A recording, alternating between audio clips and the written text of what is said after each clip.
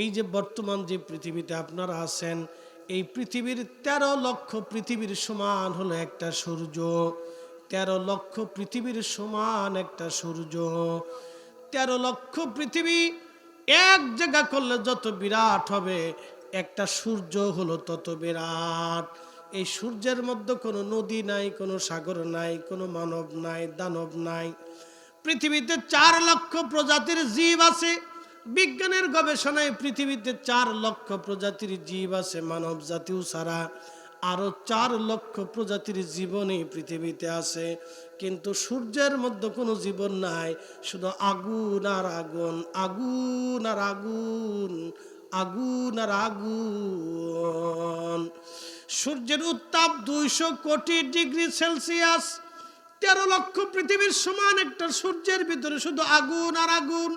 এই আগুনটাকে যিনি জ্বালায় রাখেন, কোটি কোটি বছর ধরে এই আগুনটাকে যিনি জ্বালায় রাখলেন, একটা সেকেন্ডের জন্য এই আগুনটা বন্ধ হলো না, একটা সেকেন্ডের জন্য যিনি বন্ধ করলেন না, কোটি কোটি বছর আগুনটাকে জ্বালাইয়া পৃথিবীর উপরে যিনি আলো দিচ্ছেন, সেই মালিকের নাম কি? তাহলে আপনি শুধু সূর্যের আলোর নিয়ামতটাই অস্বীকার করার কোনো রাস্তা নাই। আপনি সূর্যের আলো কি জিনিস এটা যদি বুঝতে চান, তাহলে ঘাসের উপরে একটা ইট রেখে দেবেন।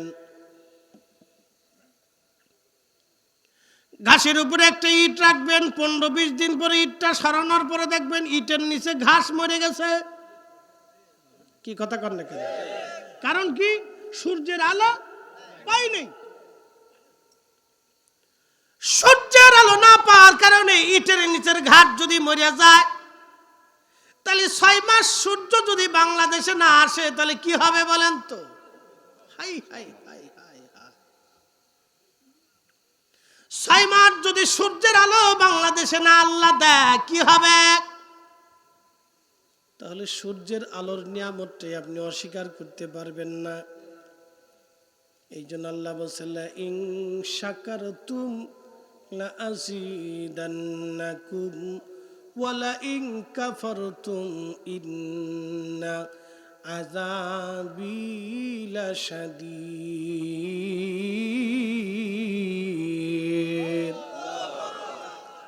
বান্দা, তুমি আমার কৃতজ্ঞ হও। আমি আল্লাহর নিয়ামতের কৃতজ্ঞতা তুমি আদায় করো। আমি আল্লাহ রাব্বুল আলামিন তোমারে নিয়ামত বাড়ায় দিব, বাড়ায় দিব, বাড়ায় দিব। আর যদি নাফরমানি করো, অকৃতজ্ঞ হও, আমি আল্লাহ তোমারে কমাবো না, তোমার কাছ থেকে খাবারও কেড়ে নেব না। তোমাকে আমি আল্লাহ সুযোগ দিব, হাত্তা জুরতুমুল মাকাবির, কবর পর্যন্ত সময় পাবা। তারপরে ইন্না আযাবি লাশাদীদ, একেবারে শক্ত শাস্তি তোমাকে দিব, যে শাস্তি হবে কঠিন এবং জটিল শাস্তি। জেলখানার থেকে পালাতে পারবেন, রিমান্ড থেকে ছুটাতে পারবেন, আইনের ফাঁক ফোকর দিয়ে আদালত থেকে বের হয়ে আসতে পারবেন। আল্লাহর কোরআন বলতেছে, বান্দা আমি আল্লাহ যদি ধরি, তো ধরার থেকে পালানোর সুযোগ নাই। ইন্না বাতুশা রাব্বিকা লাশাদীদ, আমি আল্লাহর ধরা বড় শক্ত ধরা। এই ধরার থেকে পার পাওয়ার কোনো রাস্তা নাই, পালানোর মতো কোনো রাস্তা নাই, পালিয়ে যাওয়ার কোনো সুযোগ নাই।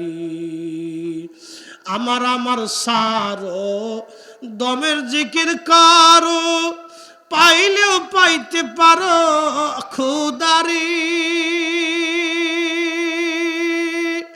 ভাবাসে যার গায়ে, দেখলে তারে চিনা যায়, সর্ব অঙ্গ তাহার পুরারে।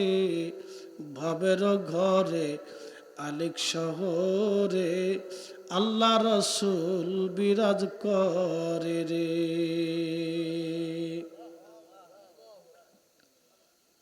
বন্ধু, এর অর্থ যদি ভিন্ন দিকে নেন, তো ভিন্ন দিকেও যাইতে পারে।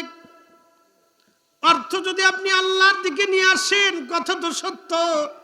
আমার তুমি ছেড়ে দাও, আমার বলে কিচ্ছু নাই, আমার বলে কিচ্ছু নাই, সব কার? একসাথে বলবেন তো কার? তাহলে দমে দমে জিকির হবে কার? দমে দমে জিকির হবে কার? দমে দমে স্মরণ হবে কার? আল্লাহর কোরআন বলে ফাযকুরুনি আযকুরুকুম ওয়াশকুরুলি ওয়ালা তাকফুরুন। বান্দা তুমি আমাকে স্মরণ করো, আমিও করব। আমার কৃতজ্ঞ হও, নাফরমানি করিও না। আল্লাহর কোরআন আরো বলতেছে ফাইদা কাদাইতুমুস সালাতা ফাযকুরুল্লাহ কিয়ামাও ওয়া কুউদাও ওয়া আলা যুনুবিকুম। বান্দারি নামাজ শেষ করেছো, দাঁড়িয়ে আছো, আমি আল্লাহর জিকির করো।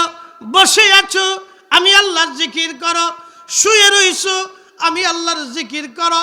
তাহলে দমে দমে দমে দমে জিকির হবে কার? স্মরণ হবে কার? কৃতজ্ঞতা হবে কার? আল্লাহ আল্লাহ আল্লাহ। আমাদেরকে কবুল করে নেন। সকলে আওয়াজ তুলে বলেন আমিন। আপনাকে বুঝতে হবে আমার মালিক আমার আল্লাহ একটা শব্দ বলছেন ফাবি আইয়ি আলাই রাব্বিকুমা তুকাযযিবান। আমি আল্লাহর কোন কোন নিয়ামত আছে তুমি অস্বীকার করবে বলো? কোন নিয়ামত অস্বীকার করার কোনো সুযোগ নাই, কোনো রাস্তা নাই। এই জন্য আল্লাহ রাব্বুল আলামিন আমাদেরকে তার দিকে বারবার ফিরে যেতে বলেছে। ফিরে আসুন। এখন আপনাদেরকে সর্বশ্রেষ্ঠ নিয়ামতের কথা আজকে বলে দিয়ে যাই, মনোযোগ দিবেন। আসমান যিনি দিছেন তিনি আল্লাহ, জমিন যিনি দিছেন তিনি আল্লাহ, সূর্যের আলো যিনি দিছেন তিনি আল্লাহ। সমগ্র বিশ্বে যত নিয়ামত যাহা কিছু আছে সব মানুষের জন্য। কে দিছে? জোরে বলতে হবে কে? সবই তো কার নিয়ামত? কার নিয়ামত? আচ্ছা আপনারা বলেন রসুল কার নিয়ামত? লাকাদ মান্নাল্লাহু আলাল মুমিনিন।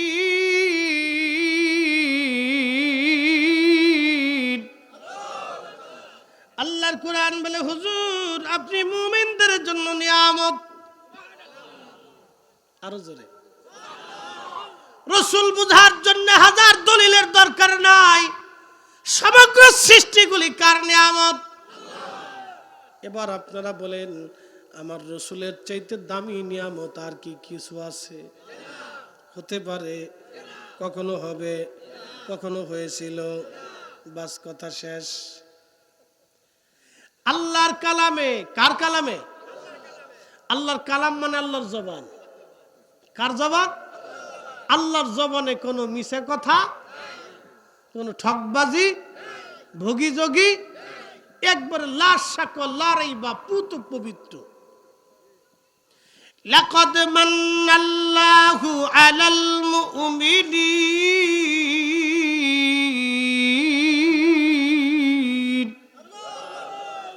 আল্লাহর কোরআন বলতেছে হুজুর আপনি মুমিনদের জন্য নিয়ামত, মুমিনদের জন্য নিয়ামত, মুমিনদের জন্য নিয়ামত। অন্য আয়াতে আল্লাহ পাক বলেন কুল বিফাদলিল্লাহি ওয়া বিরহমাতিহি ফাবিযালিকা ফালইফরাহু হুয়া খায়রুম মিম্মা ইয়াজমাউন। কুল হুজুর আপনি বলে দেন বিফাদলিল্লাহ আমি আল্লাহর ফজল ওয়া বিরহমাতিহি আমার রহমত পাওয়ার পরে আমার বান্দারা যেন খুশি উদযাপন করে, আনন্দিত হয়, শুকর আদায় করে, কৃতজ্ঞ হয়। একবার জোরে বলা যাবে আল্লাহু আকবার। নারা আরো জোরে বলেন আল্লাহু আকবার। সব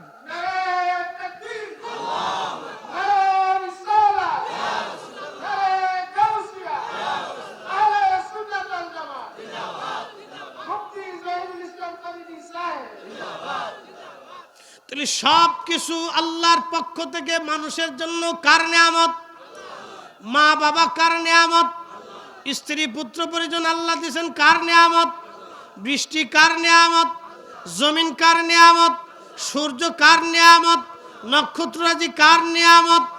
সব কিছু আল্লাহর পক্ষ থেকে মানুষের জন্য নিয়ামত, কিন্তু আল্লাহ পাকের বান্দাদের জন্য আমার নবীর চাইতে বড় নিয়ামত, নবীর চাইতে বড় নিয়ামত সৃষ্টির মধ্যে আর কিচ্ছু নাই, হতে পারে নাই, হয় নাই, হবে না, হবে না, হবে না। কথা কোন ঠিক না বেঠিক? আল্লাহর পবিত্র জবানের ভাষায় মুমিনদের জন্য নিয়ামত। আল্লাহ বলেন, হাবিব উম্মতকে বলেন, এই ফজল এবং নিয়ামত রহমত পাওয়ার পরে যেন মানুষ খুশি করে, আনন্দিত হয়, শুকর করে।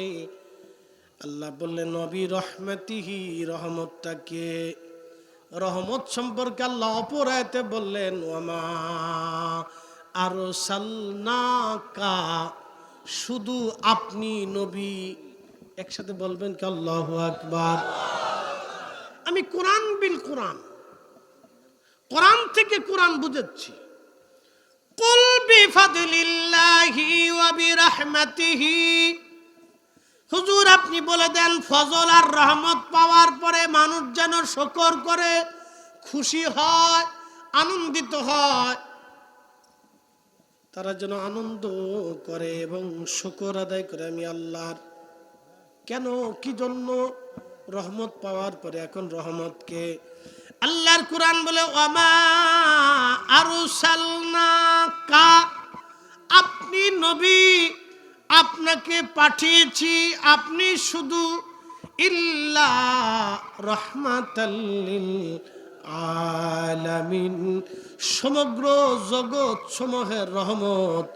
একবার আওয়াজ তুলে বলা যাবে কি ইয়া রাসূলুল্লাহ, রাহমাতুল লিল আলামিন, আপনি উম্মতের জাবিন, গুনাহগারের অতি আপনজন। আল্লাহর নবী, নূরের নবী,